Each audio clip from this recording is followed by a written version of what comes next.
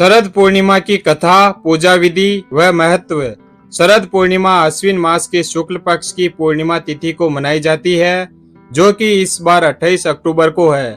ऐसी मान्यता है कि इस दिन चंद्रमा अपनी पूर्ण कलाओं के साथ होता है। पौराणिक कथाओं के अनुसार समुद्र मंथन के दौरान शरद पूर्णिमा के दिन मां लक्ष्मी प्रकट हुई थी। ऐसा माना जाता है कि इस दिन मां लक्ष्मी धरती पर आती है और अपने भक्तों पर कृपा बरसाती है। तो आइए जानते हैं शरद पूर्णिमा की कथा, पूजा विधि और महत्व। शरद पूर्णिमा का महत्व। शरद पूर्णिमा को कोजागरी पूर्णिमा, कौमुदी व्रत जैसे नामों से भी जाना जाता है। ऐसा कहा जाता है कि इस दिन मां लक्ष्मी का जन्म हुआ था, इसलिए देश के कई हिस्सों में इस दिन मां लक्ष्मी की पूजा अर्चना की जाती है। इस तिथि को धनदायक माना जाता है। कहा जाता है कि इस दिन मां लक्ष्मी धरती पर आती है। चंद्रमा इस दिन अपनी 16 कलाओं से पूर्ण होता है। ऐसा कहा जाता है कि इस दिन चंद्रमा की किरणों से अमृत की बरसात होती है। शरद पूर्णिमा की कथा।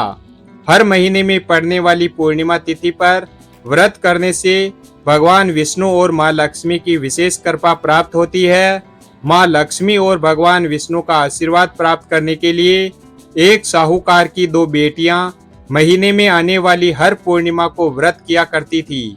इन दोनों बेटियों में बड़ी बेटी पूर्णिमा का व्रत पूरे विधि विधान से किया करती थी, जबकि छोटी बेटी व्रत तो करती थी, लेकिन नियमों में उस तरह से पालन नहीं करती थी।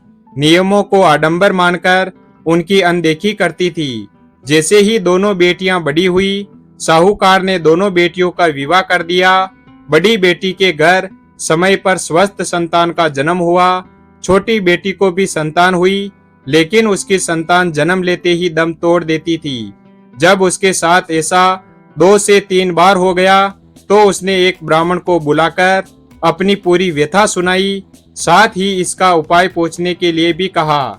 उसकी सारी बात सुनकर और कुछ प्रश्न पूछने के बाद ब्राह्मण ने उससे कहा कि तुम पूर्णिमा का अधूरा व्रत करती हो, इस कारण तुम्हें व्रत का पूरा फल नहीं मिल रहा है और तुम्हें अधूरे व्रत का दोष लगता है। ब्राह्मण की बात सुनकर छोटी बेटी ने पूर्णिमा व्रत पूरे विधि विधान से करने का निर्णय लिया, लेकिन पूर्णिमा आने से पहले ही उसने एक और बेटी को जन्म दिया और जन्म लेते ही बेटी की मृत्यु हो गई। इस पर उसने अपने बेटे के शव को एक पीढ़े पर रख दिया और ऊपर से एक कपड़ा इस तरह ढक दिया कि किसी को पता न चले। फिर उसने अपनी बड़ी बहन को बुलाया और बैठने के लिए वही पीढ़ा दे दिया।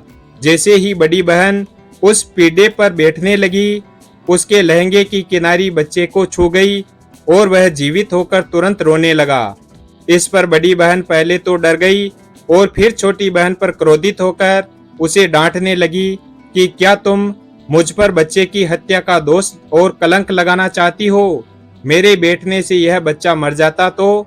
इस पर छोटी बहन ने उत्तर दिया, यह बच्चा मरा हुआ तो पहले से ही था दीदी, तुम्हारे तप और स्पर्श के कारण तो यह जीवित हो गया है। पूर्णिमा के दिन जो तुम व्रत और तप किया करती हो, उसके कारण तुम दिव्य तेज से परिपूर्ण और पवित्र हो गई हो।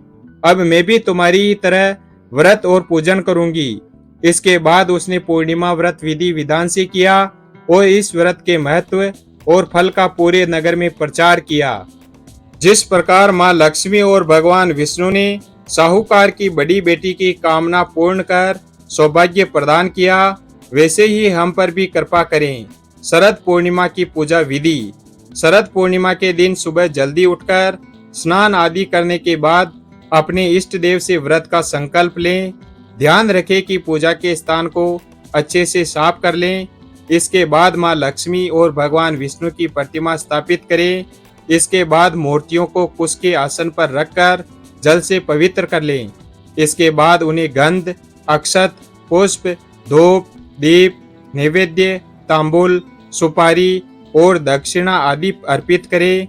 इसके बाद पूजा और व्रत का संकल्प दोहराएं। याद रखें कि भगवान की प्रतिमा के सामने शुद्ध घी का दीपक जलाएं। साथ ही माता लक्ष्मी और भगवान विष्णु को सफेद या पीले रंग की मिठाई से भोग लगाएं। साथ ही उन्हें लाल और पीले रंग के फूल अर्पित करें। शाम के समय चंद्रमा निकलने पर मिट्टी के दिए अपनी सामर्थ्य के अनुसार गाय के शुद्ध घी से जलाएं। साथ ही रात के समय छोटे बर्तनों में खीर रखकर उसे चंद्रमा की रोशनी में किसी छलनी से ढक कर रख दें। अगले दिन ब्रह्म मुहूर्त में स्नान आदि करने के बाद मां लक्ष्मी को खीर अर्पित करें और फिर प्रसाद के रूप में परिवार के सभी लोगों के साथ खीर का भोग ग्रहण करें। वीडियो अगर पसंद आया हो तो वीडियो को लाइक और हमारे चैनल शिव भक्त को सब्सक्राइब करें और अपने दोस्तों के साथ शेयर करें। धन्यवाद।